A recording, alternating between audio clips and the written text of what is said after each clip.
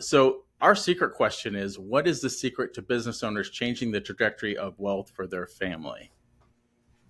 Yeah, so a big thing with business owners that I've seen is that they are very, very good of generating income and they crush it. And that's a very good skill to have, by the way. The second piece of that is how do you protect it and how then do you multiply that capital?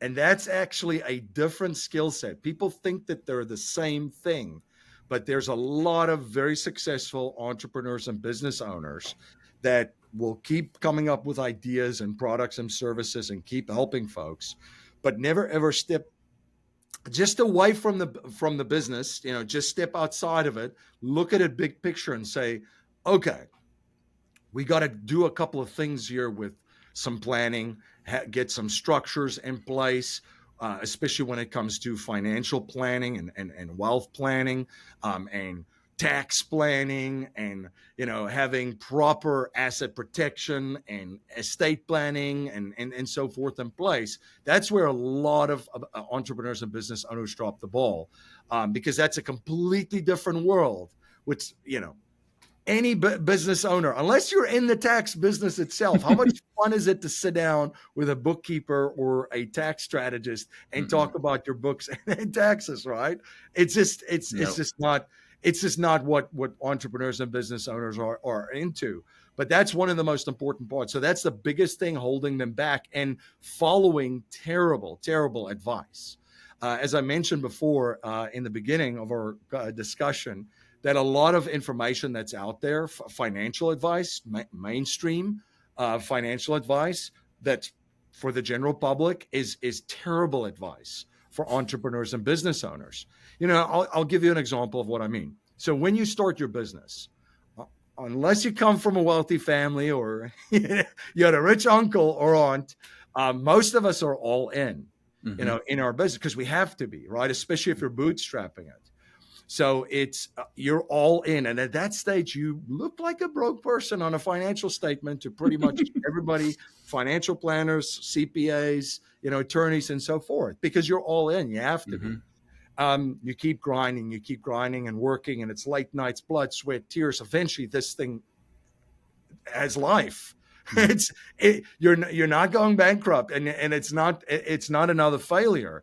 It's off the ground, and now you keep grinding and keep plugging away, and eventually the business becomes profitable. And now you start to grow this business, and it starts to grow really quick. Well, now you are very attractive, and Mm-hmm. a perfect client for a lot of financial planners and CPAs and attorneys and so forth. Well, now you have a sit down, and what's the first piece of advice they actually give you?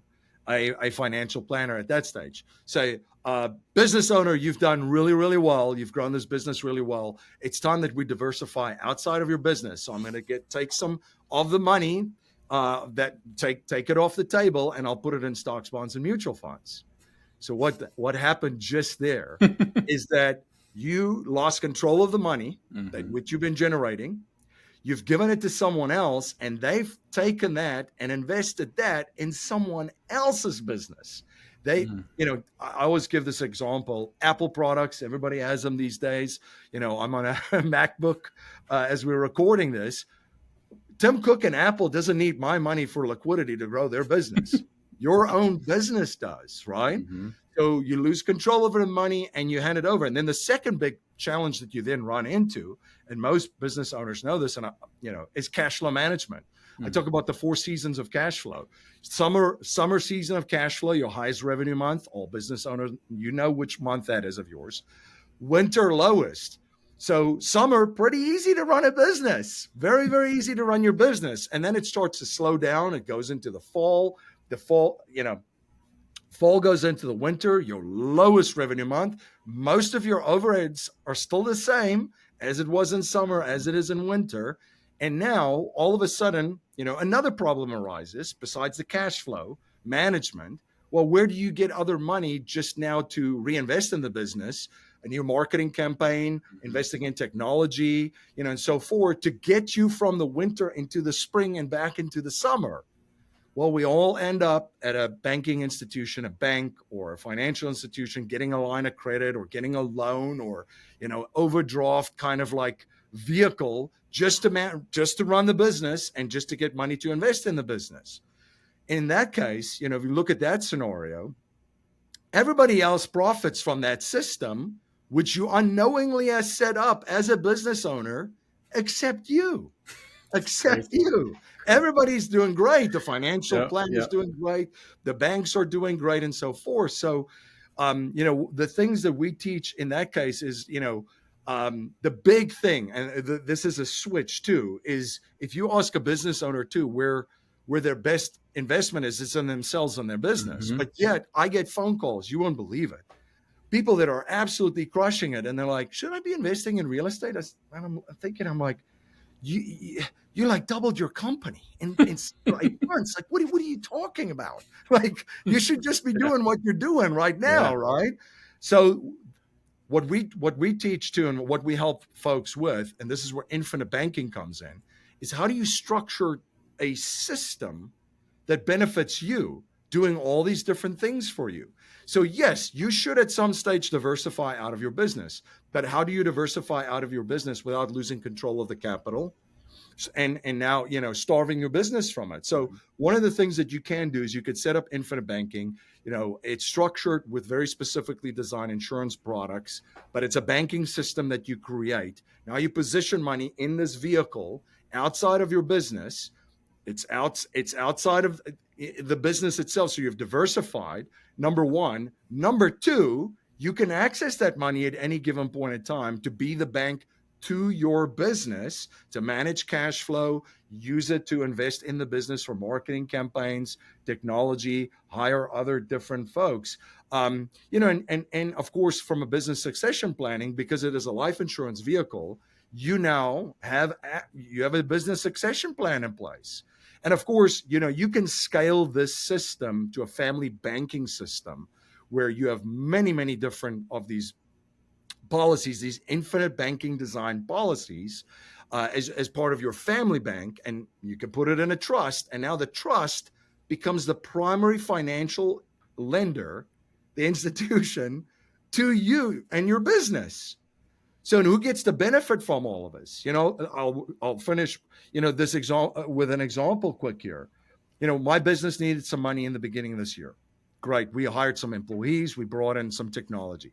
So we went to our family bank through our trust. We applied for a loan. It's all above board. We got a loan from our family trust, which is from this infinite banking system. My business got the loan, so we have a note, we have interest that we were paying back to the family trust. We got to use the money to hire employees, bring in technology, run a marketing campaign. The business is growing because of that, and the business is repaying the family trust, the principal and interest.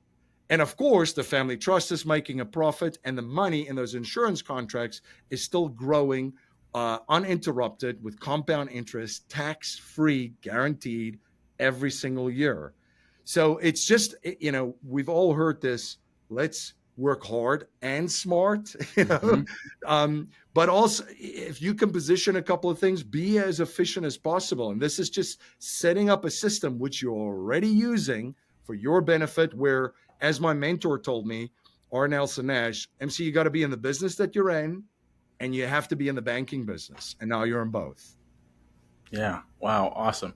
I think you covered all the questions in that one answer that I had. Like, one of the questions was, what's a wealth building strategy you wish every Christian business owner know? And I'm sure it's infinite banking. It's and let's take this to another level quick, right? I always say to folks, because we all have these conversations sometimes about how crazy the world is, right? But I always say, look, if it's not intentionally, we voted for all of this, right? Hmm. And it's not going to a voting booth and closing a curtain and voting for a particular person. It's with our money. And most Christians are very good with this. They're very intentional, right? They give to their church, they tithe, they support local businesses, they do all these different things, that is really in alignment. But there's one missing piece, and this is, I mean, I did a whole content piece where I called it "Coming Clean" because I Mm-hmm. realized this, and I'm like, wait a second, where am I banking? Where am I? What? Where's some of my capital position and what institutions with? And if you go down this and you do kind of like an audit with yourself, too, you're like, wait a second, these people are like, well, not people, these organizations and institutions are doing things that are completely opposite to what I believe in and what I stand for. Mm-hmm. So, what are some of the solutions to rectify it? When you have a system like this, instead of putting money in a Vanguard or a BlackRock ETF or something like that, how about you use a banking system to support a local business in your Mm-hmm. community?